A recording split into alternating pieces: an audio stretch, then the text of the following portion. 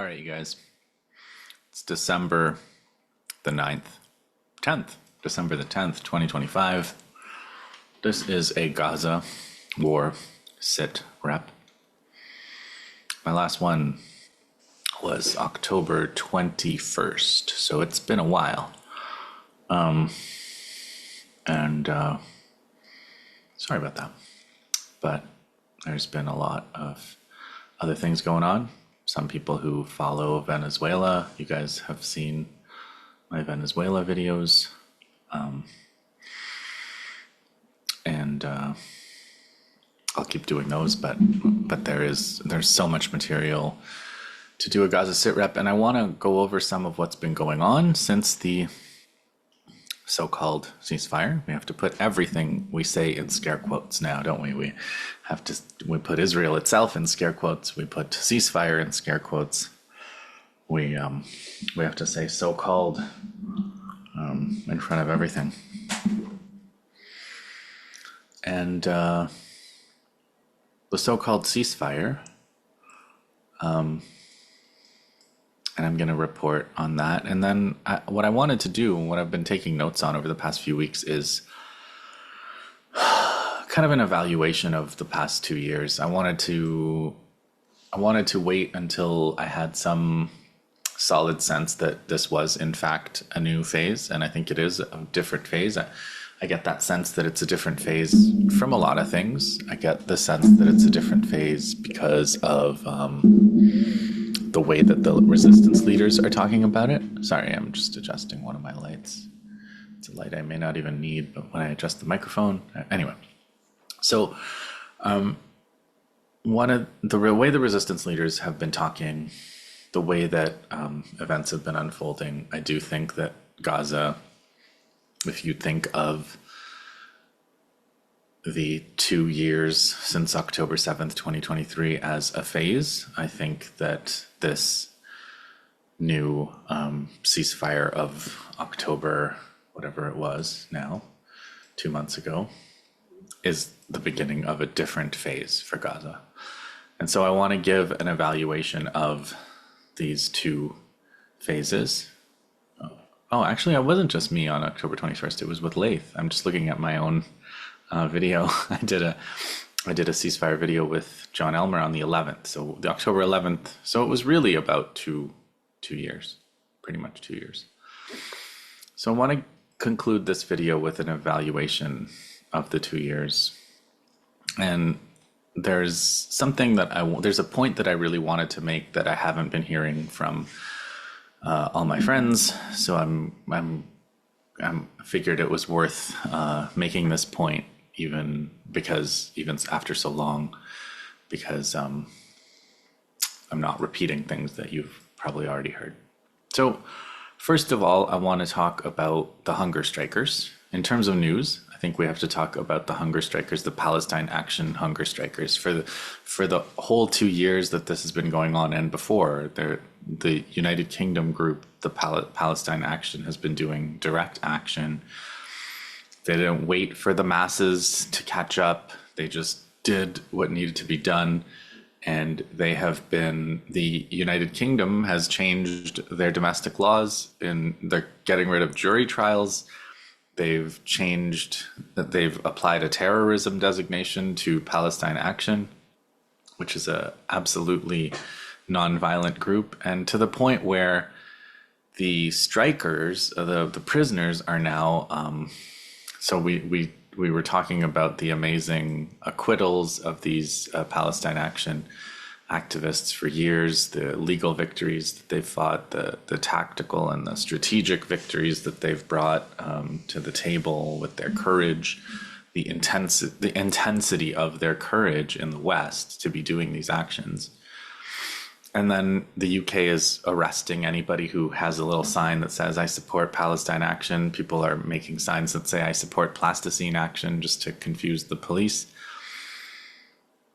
And so the United Kingdom has basically overturned its entire legal framework, such as it is. I mean, Britain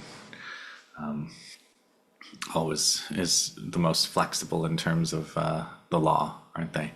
So they they've overturned their whole legal framework in order to try to make this illegal and in order to circumvent things like juries, which are very sympathetic to these anti-genocide activists. But now that they're in prison, there's a hunger strike that they're held in British imperialist prison since November 2nd. The hunger strike has been going on for over a month. And Britain, again, is a place where for hundreds of years, especially Irish hunger strikers have been essentially murdered by the state on hunger strike. So Britain is not a country that, I don't know how to put it. It is a utterly indifferent system where people die in their prisons and have been put to death in their prisons and death camps and everything that Britain has run for hundreds of years. These strikers are British subjects. Britain doesn't have citizens, remember, they have subjects. And these British subjects have 5 demands, okay? The 5 demands are end all censorship, immediate release on bail, a right to a fair trial. So they haven't even had their trials. Deprescription of Palestine action, and the closing of Elbit sites on British soil. That's what they're striking for. So especially Calla Walsh, I recommend you follow her. She is one of the people that follows the prisoners file, the Western Solidarity prisoners, as well as the Palestinian prisoners, really, really well. And so that would be a good source if you want to keep up with this and what their demands are and their writings and their actions and everything. Okay, so how can we now on to the ceasefire? So in Gaza, there's a ceasefire. In Lebanon, there's a ceasefire. And, people have summarized this in all kinds of ways. You cease, I fire. I think the key thing to understand when you're trying to understand an Israeli ceasefire is that Israel at any point is doing whatever it can do in terms of its anti-civilian warfare. Whatever they can get away with, which is everything in terms of legal and political consequences. The West has proven, like a scientific experiment, that there will be no consequences for any crimes committed by Israelis or their supporters. And this is a racial hierarchy that we live in, that I hope people understand that this is where we live now. But as far as whether they're fighting an active war with ground troops or whether they're just bombing or shelling or starving people, they will always be doing whatever they can militarily. And so the limit of what they can do, or the limit of what they are doing, is their understanding of what they can accomplish militarily. So they have obviously felt that there are limitations to what they can do in terms of their air war, and they've felt that there are limitations in terms of what they can do with their ground troops. And that's what determined their desire for this ceasefire, and that is why they are doing what they're doing. They're trying to police this invisible yellow line. They're trying to kill civilians at more or less every day. They've killed many hundreds of civilians already. And, the political and military upper hand that they have is such that they are the ones who get to decide whether it's a ceasefire or not. And that's a point I'm going to return to about the upper hand that they have and the way that the resistance understands this. And I think the way that people need to understand this moment that we're in. According to one source that I read, the Gaza ceasefire has been violated 1,000 times by Israel, and the Lebanon ceasefire over the past year and a month has been violated 10,000 times by Israel. So one element of the ceasefire is that Israel has been trying, and they've been trying this for decades, to create a civil war inside of Gaza, right? So they've been looking for a force that they could use, and they thought that by driving people to starvation, they could then recruit collaborators to try to bring about the collapse of Palestinian society. And the resistance led by Hamas has foiled this strategy in many ways, primarily by organizing the aid that they were ultimately, taking control of, and this was at a cost of lives. That many people from the municipal or the governing body of Gaza, which is Hamas, were killed trying to secure aid and distribute aid and make sure that it was fair to everybody. And there were these gangs that were empowered by Israel, protected by Israel, and ultimately backed up in terms of firepower by Israel to steal the aid, destroy the aid, loot the aid, and essentially fulfill this starvation, civil war, societal collapse agenda. They never managed to recruit very many. It was always about hundreds, whereas Hamas brigades and the fighting Palestinians are in the tens of thousands. But even 100 or a few hundred of these people inside Gaza, armed and protected by Israel, can do a lot of damage, right? They provide intelligence on the ground. They call for airstrikes. They attack aid. They attack the civilian population. And so the leader, the visible leader, who wrote a Wall Street Journal op-ed, Abu Shabab was his name, and he was killed probably by the resistance. The resistance claims that it was him. It was them that killed him. And that itself is a military, it's a remarkable achievement in terms of military and counterintelligence by the resistance. So, it's pretty amazing that in this context of Israel protecting and trying to enclose the people of Gaza even further, that the resistance is still able to do these operations. Maybe it wasn't the resistance, maybe it was Israel killing off their own person, but in all cases, the resistance counterintelligence, the resistance ability to stop collaborators and deter and punish collaboration with the genocidal occupiers is such a focal point of their strategy, and it is such a defining feature of this war. So I just want to call your attention back to that, because it is so fundamental to how this war has unfolded from before 2023, from before October 7th, 2023. Yahya Sinwar's specialty was this. As I've talked about, you can read about how he thought about it in the novel The Thorn and the Carnation, through that character, Ibrahim, that he was kind of a proxy for Sinwar himself. So I wanna also tell you a little bit of other, let's do a few other bits and pieces before we talk about this resolution, the UN resolution, the travesty of the UN resolution.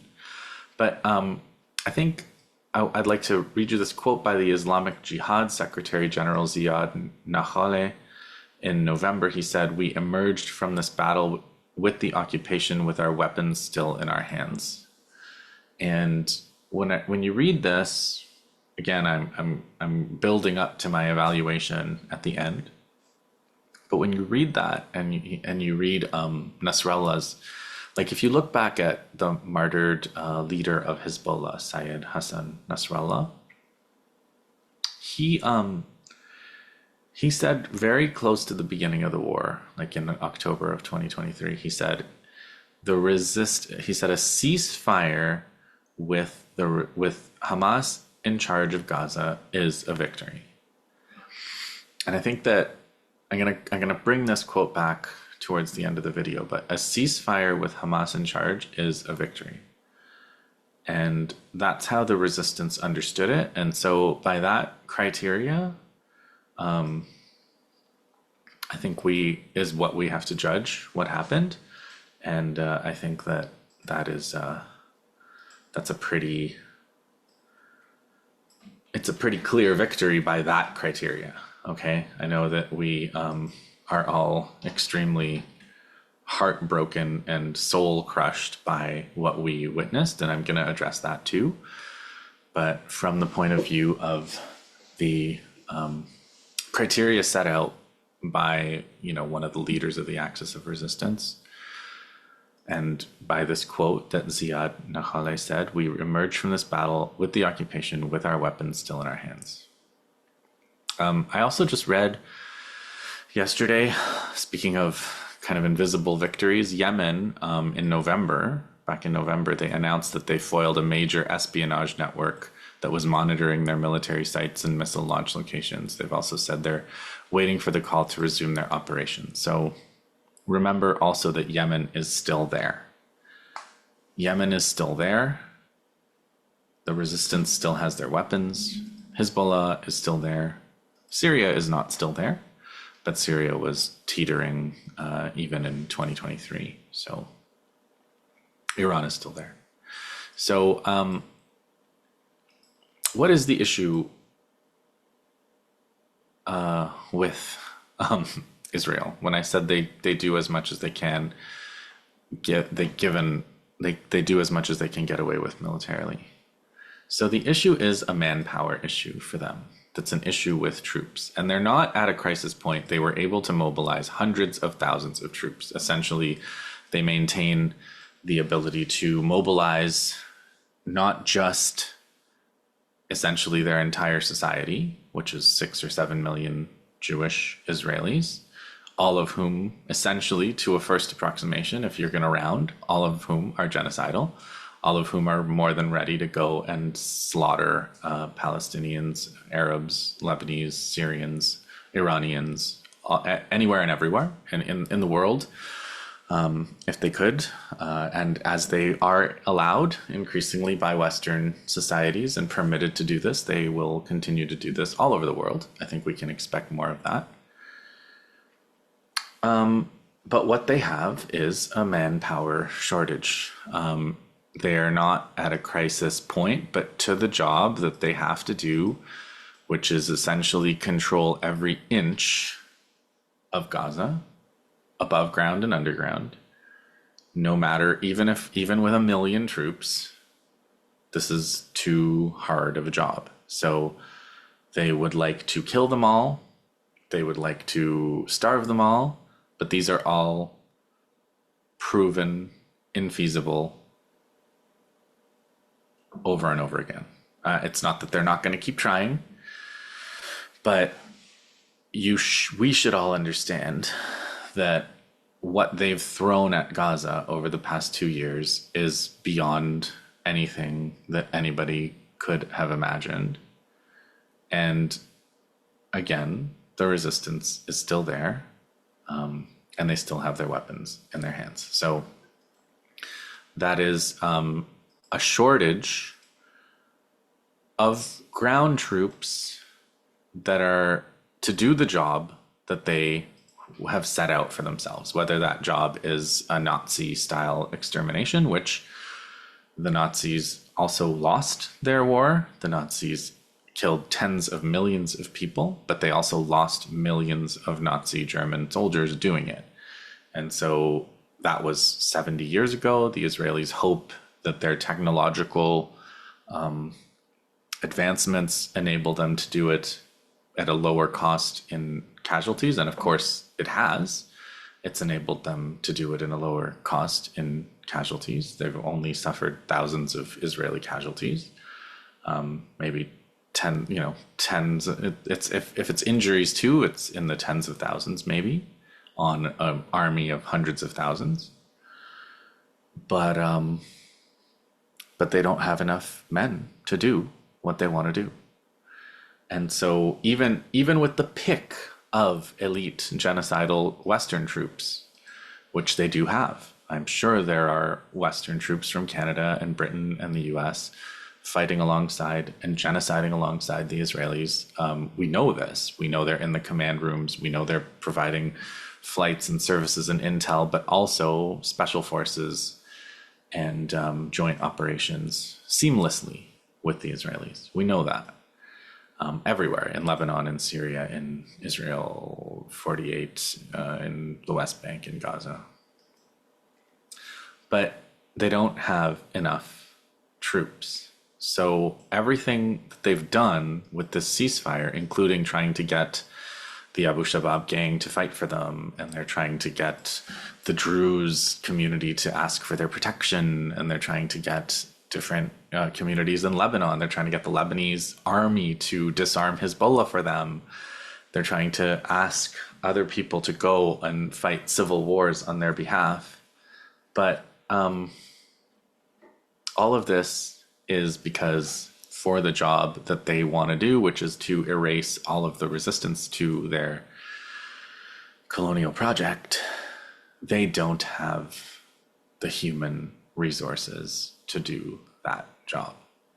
And so this fundamental fact is one of the main points of the past 2 years. And so what they're doing now is what they've been doing for these years, which is trying to, number one, see what they can raise in terms of troops and what they can get by picking mercenaries, trying to see if they can get Muslim troops. Maybe Indonesians will come and help them occupy it. Maybe the Turks, but they don't want the Turks. Maybe they can get troops from different parts of the world. So that's number one. Maybe India will come and occupy Palestine for them. So, just kidding. There's no proposal for India to occupy Palestine for them. So one is they're going to search for that manpower shortage. And two is they're going to try to find technological solutions to substitute for that. And to me, the technological solutions are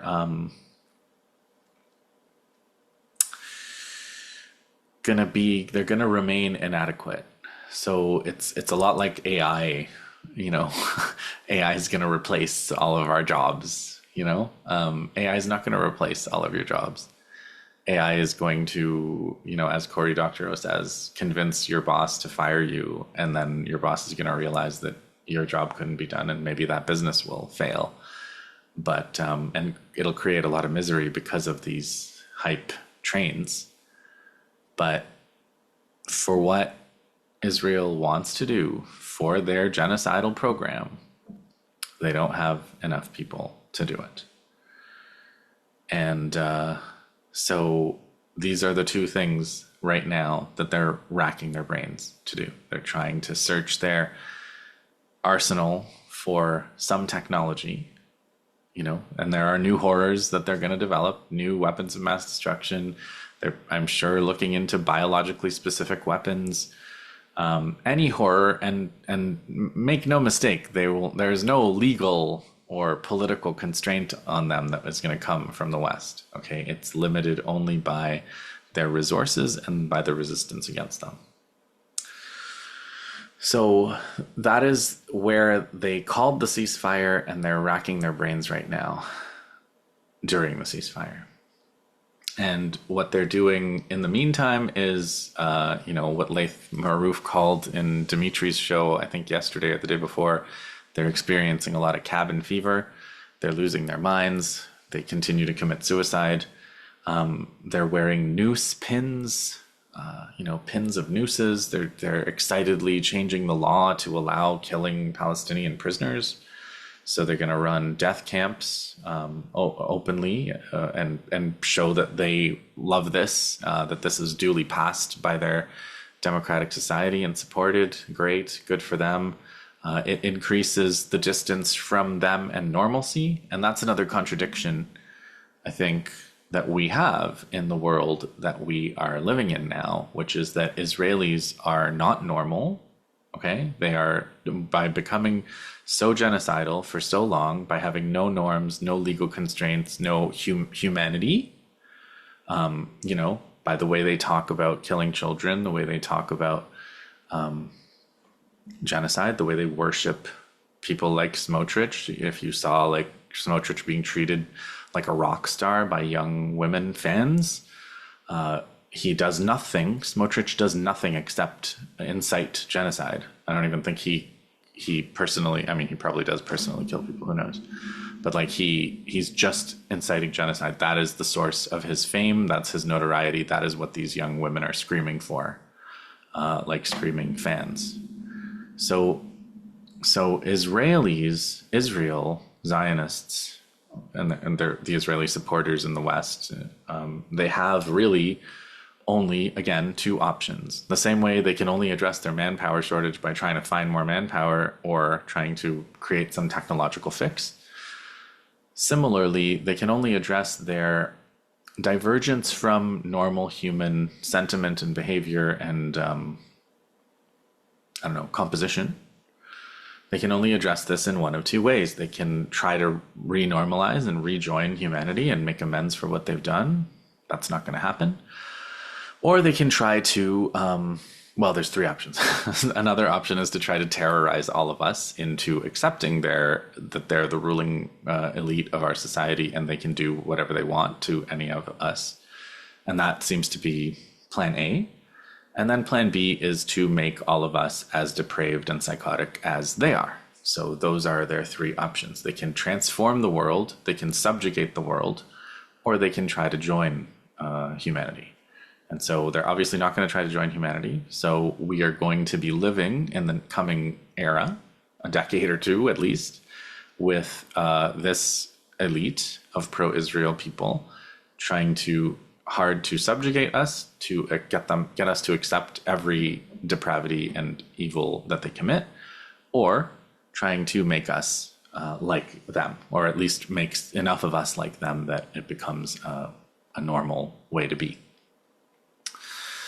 And so, in doing so, we have a transition now. In doing so, they can draw on the history of colonialism, of British colonialism. The League of Nations after World War I had a mandate system. So when they dismantled the Ottoman Empire and turned much of the Arab world into colonies, when they took over Africa in the scramble for Africa in 1885. So between 1885 was when they took most of Africa, and then during World War I, 1914 to 1917 is when they took the Middle East by carving up the Ottoman Empire. So after that, they created this mandate system where Britain and France, essentially, Britain and France and America to some limited extent, but it was really Britain and France, would have these mandates. So while these people, these colonized people were not ready for self-government, the British and French would, plunder them, pillage them, torture them, murder them, rape them, until they were ready for civilized self-government. Okay, so that was the mandate system, and that is so the United Nations, when it was founded after World War II to replace the League of Nations, which was a brainchild of South African apartheid architect Jan Smuts and racist KKK leader Woodrow Wilson. So they were the architects of the mandate system. The UN was architected after Germany was defeated again in World War II, and it was also the idea was also that it was going to be some kind of mandate system. People don't remember this because, when the United Nations, when they basically allowed the Belgians to kill Lumumba, they were not the United Nations of let's say 1960s to 2023. They were the United Nations of right after World War I. So China wasn't even a part of the United Nations. Okay. China wasn't recognized by the United Nations. The African countries were still colonies until the 60s. So the African countries only joined after independence. And so the United Nations only really had a majority of global South countries much later, much after the United Nations was initially founded. But once the United Nations became what it was up to 2023, it was this forum of the General Assembly, which was full of global South countries. It had a charter which was based on national sovereignty, of everybody having national sovereignty that was not violatable. It was like borders were status quo. You weren't allowed to use war to redraw borders. And you didn't have mandates. You didn't have mandates in colonialism. That was not acceptable in old UN doctrine. Now, Resolution 2803, the United Nations resolution that Trump sponsored at the United Nations to bring the Gaza war to an end, scare quotes again, is a mandate. It brings us back 100 years to the mandate system. We are now the United Nations. People need to understand this. The United Nations is finished. It's over. Whatever this thing is, that the phase of history where the global South countries, the African countries, the independent Asian countries all joined and asserted themselves at the UN and enshrined sovereignty into international law, it's done. It is finished. UNRWA has been allowed to be destroyed. That's the agency dealing with Palestinians. That's the UN agency dealing with Palestinian refugees. It was allowed to be destroyed. The General Assembly has been completely voided. The U.S. doesn't even let Global South leaders come if they don't feel like it. So Global South leaders come to New York why the hell is it in New York? They go to New York to the General Assembly at their own peril. And it's it's a place where the Israeli ambassador goes and tears up the United Nations Charter in front of everybody in a miniature shredding machine, which he got somewhere. He just happened to have a miniature shredding machine ready. So the United Nations is done. It's finished. And the Security Council Resolution 2803 basically enshrines a colonial mandate over Palestine. It's going to be it's not going to happen. So I don't think it's going to happen. But it's it's rewarding the genociders. It talks about de-radicalizing Palestinians. It envisions international troops. Those international troops would be working for the Israelis. It envisions the disarmament of the resistance to the most genocidal force ever unleashed. It talks about de-radicalizing the people who were trying to resist the most genocidal force ever unleashed. And so it kind of enshrines the end of the United Nations system, the idea of international law, the idea of national sovereignty. And there have been other things that the Americans have done to make this on the road to this. So the bombing of Yugoslavia in 1999 also was a key moment in tearing up international law. The creation of a coalition of the willing to invade Iraq in 2003 when they couldn't get a UN mandate. That was a major step. Many of the steps of the occupation of Haiti, the whole creation of the occupation of Haiti, the MINUSTA, the way that these UN peacekeepers from hundreds of countries brought cholera, they brought sexual abuse, they just tremendously abused the population of Haiti.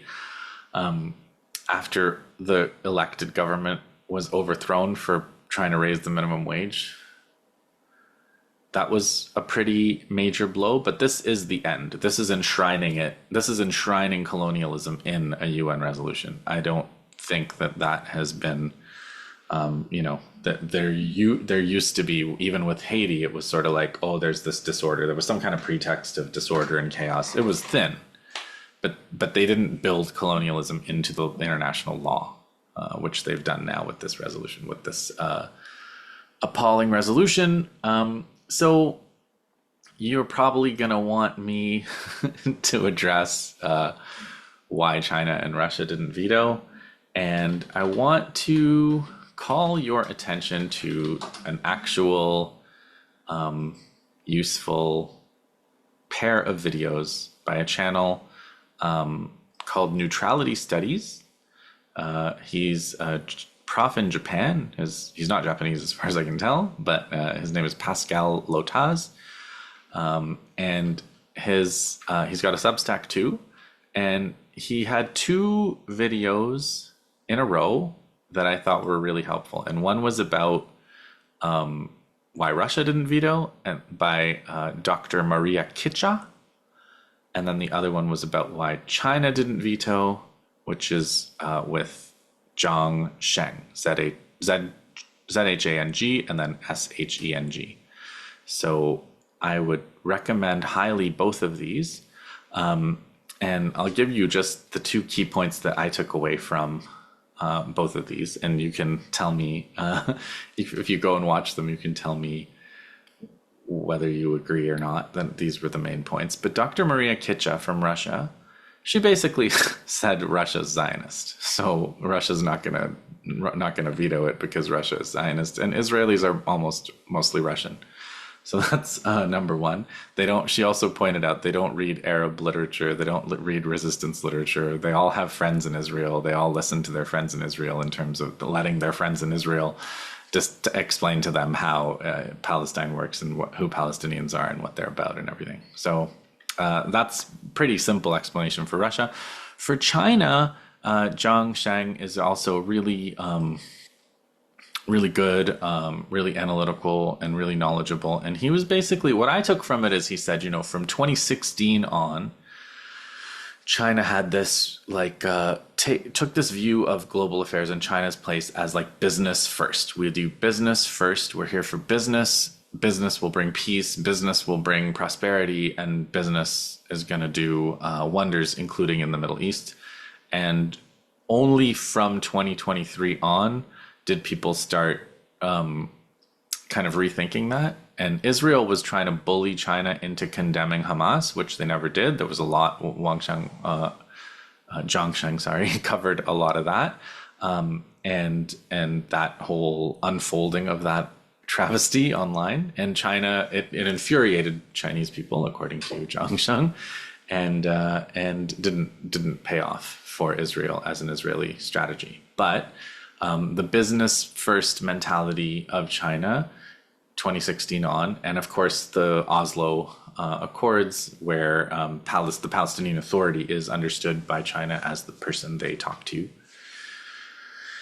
Those two things are only very slowly being rethought in China post 2023. So that's kind of the explanation for them. And why this resolution passed, and therefore why the United Nations is done for. I want to talk about a couple of speeches. So there was a surprise speech by the Ayatollah of Iran, and he warned enemies of that Iran was prepared. They said a state like Iran needs mobilization more than any other state due to external greed and interventions. He told the Iranian people to unite against their enemies. I advised the Iranian people, he said, to provide support to the president and government, which bears a heavy burden. So it was kind of a surprise. He doesn't often do that. So presumably they had some intelligence that an attack by Israel was looming. I don't know whether they're going to do another raid and take another bunch of missiles in exchange. But presumably everyone is always on the edge of waiting for the Israelis to attack Lebanon, Iran, Syria, Gaza. They're alternating, massacring people in all of these places, Yemen. And they have called a ceasefire now, presumably because they don't want any retaliation for a bit. And that's where they are. The Pope, you guys know, went to Lebanon, made absolutely no constructive statement or accomplishment there, which is no surprise. Again, Laith Marouf said something, I think, on one of the shows, I think Dialogue Works with Nima, really good comment he made where he said maybe the Pope should, instead of calling for Hezbollah to disarm, maybe the Pope should open up the gigantic coffers of loot stolen from the Middle East for centuries since the Crusades, and use that money to compensate settlers who leave Palestine and return to their land of their roots, which is Europe, Germany, and Russia, and so forth. So that might be a good use of the stolen loot by the Vatican. So the West Bank is still fighting. They're still fighting in Gaza. There's a trapped unit. You guys probably know from John Elmer's resistance report that there's several hundred fighters on the on the other side of Israel's yellow line. And so they've been doing operations. What are they going to do? They're fighting. And there's negotiations about their future safe passage back to the Hamas-controlled area of Gaza. But, obviously the Israelis are wearing noose pins. So they're pretty far gone, not agreement capable, not negotiation capable. The mediators are in their pockets. The West is theirs to serve, exists to serve them. So I guess just watch the military situation unfold there. There are miracles. The resistance has pulled off many miracles over the past 2 years. So I'm not discounting that possibility here, and neither should you.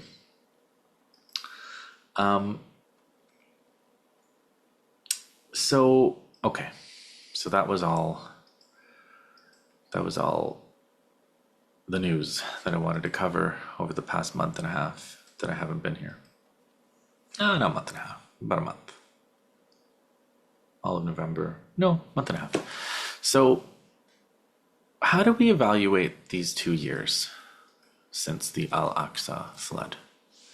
And I think that I'm going to talk about myself here, because for the entire period of 2 years, it's been this incredible uncertainty where I was trying to understand a number of things. I was trying to understand what Israel was, what happened to us, what the West has become, what the world order has become, because all of that has been exposed, if not changed, it's been exposed for what it was by the past 2 years. And I was on the military side, I was trying to understand what the resistance was trying to do and what the Israelis were trying to do.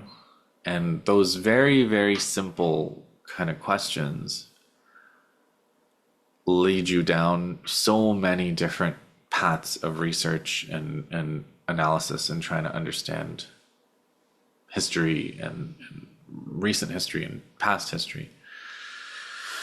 And I think what I've concluded about the resistance, based on what they've said, based on a lot of things that they said, including on October 7th and beyond, including Nasrallah's statement that a ceasefire with Hamas in charge is a victory, including a statement by Israelis who were quickly released after, in that November prisoner exchange, where they said Yahya Sinwar came to them and said, "Don't worry, you won't be harmed. You'll be going home soon." And then people who took prisoners, the Palestinian resistance groups who took prisoners, they told the Israelis the same thing. They said, we're going to take you to Gaza. We're going to get our prisoners back and you're going to go home. So the key to understanding October 7th, 2023, is to understand that it was fundamentally an operation about liberating prisoners. It was about liberating the Palestinian prisoners who are in Israeli prisons being tortured to death, who have no other possible way out. If the Palestinian resistance does not take counter captives, every Palestinian prisoner is going to die in prison. And if you hate, if you're some kind of Zionist who believe, you're obviously not watching this, and if you are, I'll block you. But if Zionists don't understand this, and they do, and they don't care, they're genocidal. But if there are people who are somehow stupidly sympathetic to the argument that the Palestinian resistance shouldn't take so-called hostages, they have got to make this claim with the full understanding that Israel has 10,000 at any given time or more Palestinian prisoners, children, women, and men who they are torturing to death and now who they plan to execute. And those prisoners have no hope of getting out through legal means with Israel. Israel is the legal authority that's going to determine. Israel is following the rule of law, really? International pressure for the prisoners. No international community even recognizes that there are these prisoners. Nobody even talks about their existence except the resistance. There's one organization that talks about Palestinian prisoners. It's called Samud. It's been proscribed. Its leaders have been, threatened with jail. It's been absolutely attacked. Mentioning the prisoners is a short route to oblivion in the West. But it was about the prisoners. October 7th was about the prisoners. It wasn't about all of these things that people saw on October 7th. It wasn't about people trying to, like Finkelstein's nonsense about Nat Turner and complete, like he makes things up. He makes things up about what these people felt, about why they did things. He talks about, oh, if I was one of them, I don't know. I mean, all these assumptions, all of these pure fictional assumptions from someone who's not supposed to be a fiction writer. These things are not what it was about. It was not about going and breathing the air of their homeland. It was not about going and breaking out even for a moment. It was not about choosing how they die. It wasn't about any of that stuff. It's not about how miserable they've been made. It was a disciplined military operation with the goal of freeing Palestinian prisoners who would otherwise never be freed. And on that, it also succeeded. Now we have to talk about the Israelis.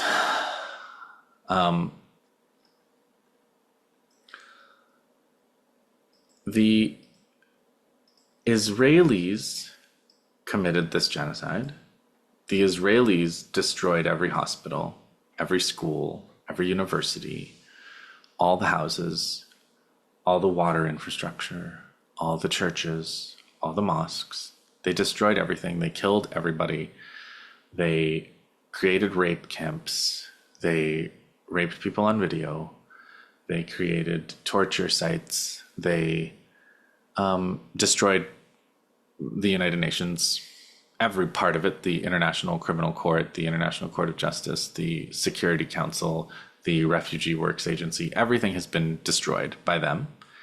There will never be the United Nations will never have any credibility again because of them.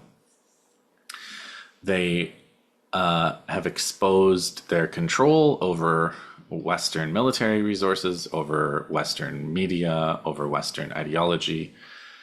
They exposed their control over the commercial supply chain to commit this pager atrocity.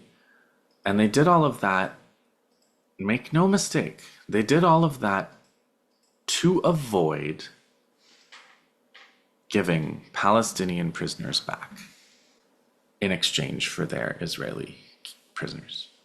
That is why they committed the genocide. That is how important it is to the Israelis to hold and torture captive Palestinians.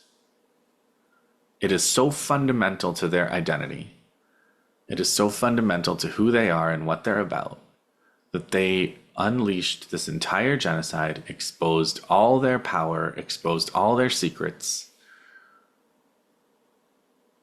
killed thousands of their own people,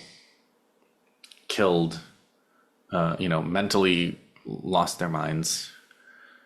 Hundreds of them commit suicide. Lots of them are leaving the country.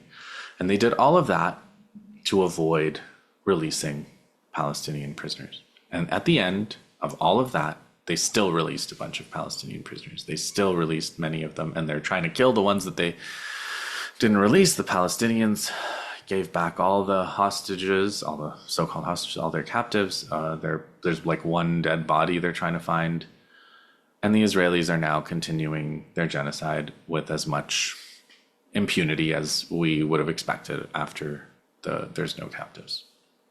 It was the negotiations were over the prisoners. The operation was about the prisoners.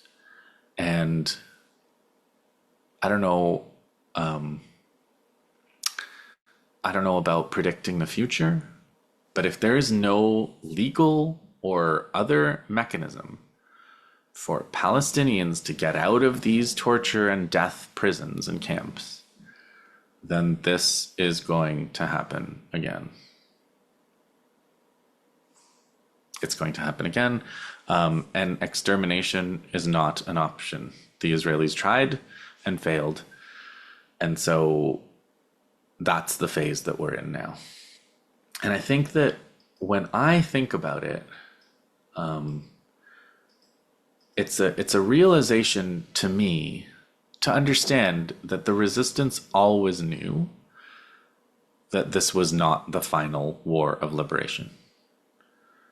And the Israelis always knew this. The resistance always knew this. The resistance understood the balance of forces. And I figured that the resistance understood the balance of forces better than me. I still do.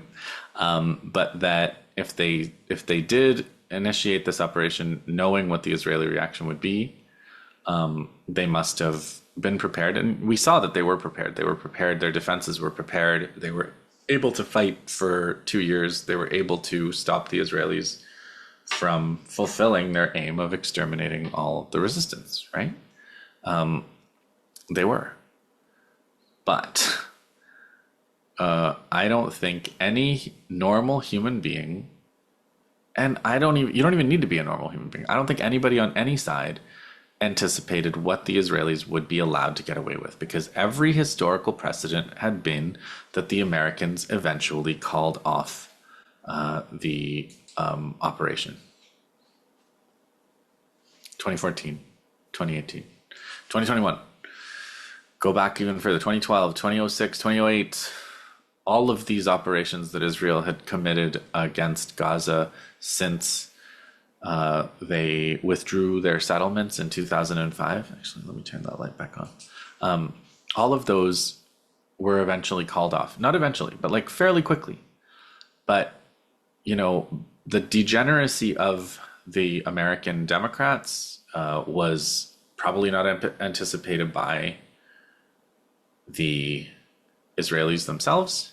And the idea that the Americans would allow Israel this much leeway to expose all of these secrets, to expose, you know, themselves to this Epstein stuff, to, you know, to just reveal, you know, to bring down their university campuses, to you know, dispense with international law, which was fairly useful to the Americans while it lasted. The United Nations, fairly useful to them.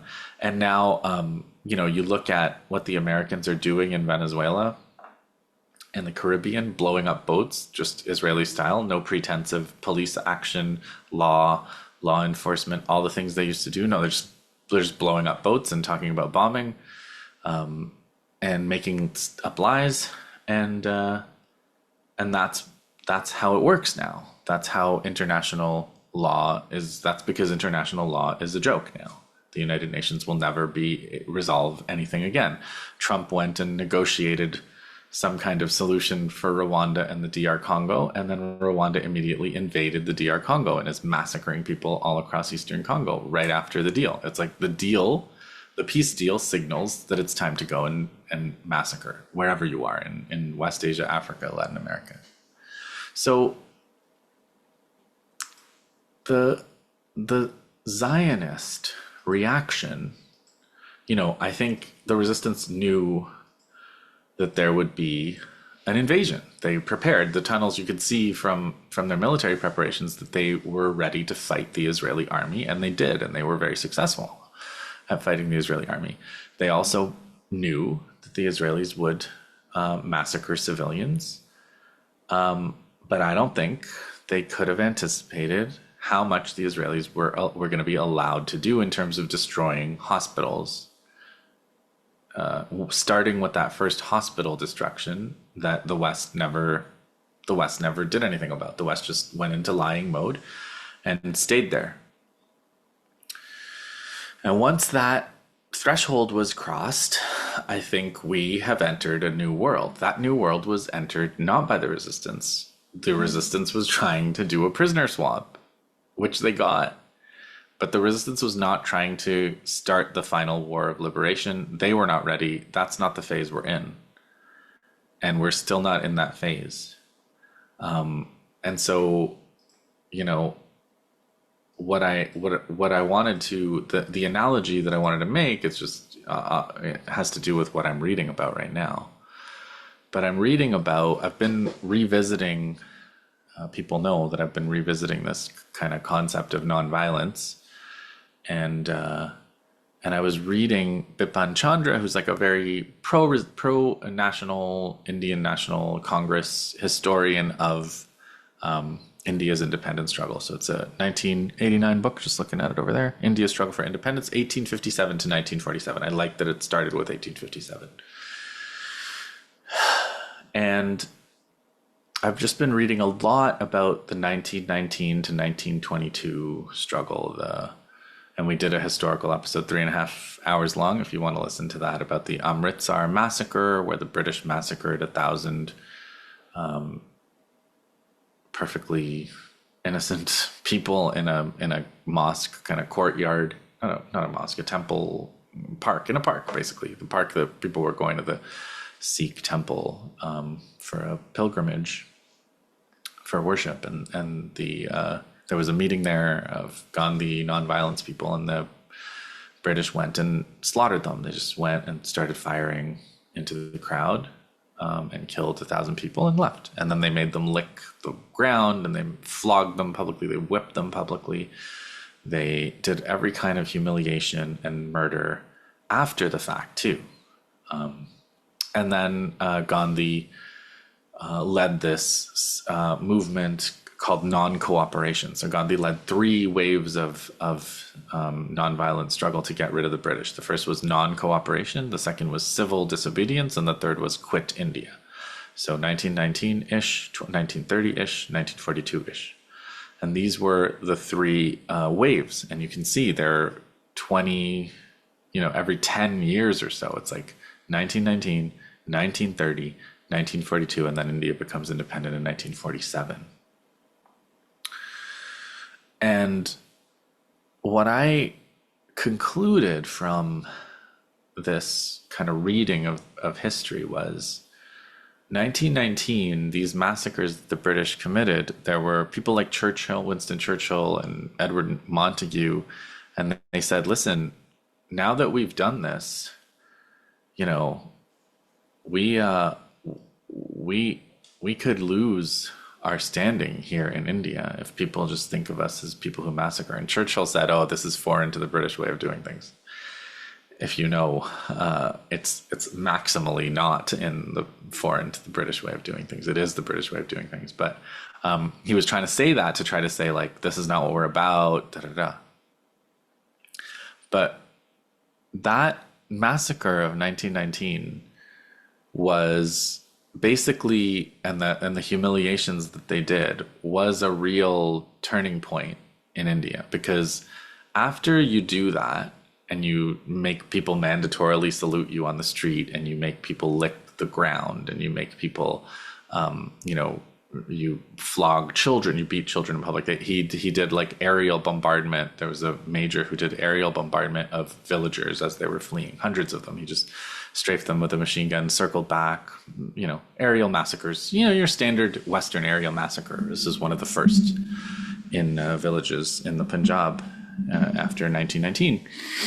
And they did it again in Iraq and all over, the British did. But after this it was kind of a point of no return. It was like the British are here to murder and pillage and massacre, and anybody who works for them is some kind of idiot or self-interested or self-loathing or some kind of collaborator.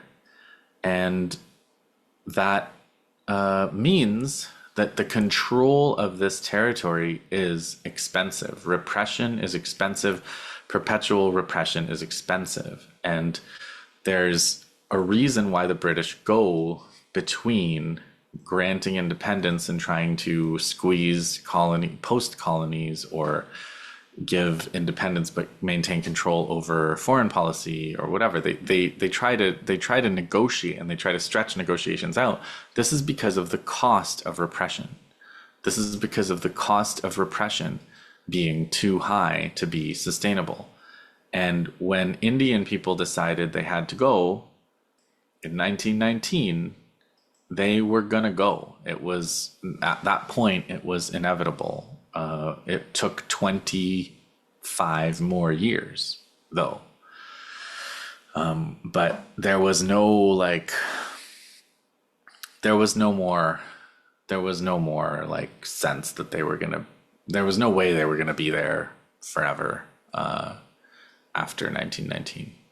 And I think that even though there were millions of people, more Indian people who died, and even though there were all kinds of bluster from the British about how they were going to hold on to India forever, the repression is the more expensive mode, and negotiation is the cheaper mode. And the costs of war are not sustainable, especially the way the Israelis are doing it now. So this was not the war of liberation. This was a war this was the outcome. The genocide was the Israelis kind of trying to reestablish their dominance by committing genocide. And the consequences of that, I don't think we've even begun to feel, but I do think that it's going to take longer, because this was not, like I said, the war of liberation. This was not the final war of liberation. But to go back and forth again, but the fact that the Israelis are not going to be dealing, they're not going to seek consent. All they can do is demand that everybody go and approach them on their knees in the West and everywhere else. I think that's going to catch up. So the entire Western elite is abandoning the concept of ruling by the consent of the governed, right? They're changing the laws, getting rid of jury trials. They've abandoned the UN. They've abandoned national sovereignty. They've abandoned domestic law. They've abandoned international law. They want to rule by naked, racist power. And that I think the world will catch up, because the world caught up 100 years ago. It took decades, but everywhere in Africa, everywhere in Asia that had been colonized became independent. That the British didn't want to give that up. The French didn't want to give those colonies up. They gave them up because they had to. And this is naked colonialism that they're trying to bring back. I don't think their technological advantage is what it was. And I think the writing is on the wall. But the final war of liberation is not here. So for that, I guess you'll have to hang in there. And until then, you'll have to hang in there. And, that does have consequences for how we think about what we have to do in the future, and how we have to, what kinds of projects are worth us, spending our time on this earth doing, and what we have to support. So I'll be back with sit reps. They're going to be more infrequent. When I have something important, or some important thing happens, or a speech that I have to break down or something like that, I'll come back. I'll also be returning to Venezuela programming, so you can check that out too. And that was more than enough for today. I'll stop now, and I'll see you on the next one.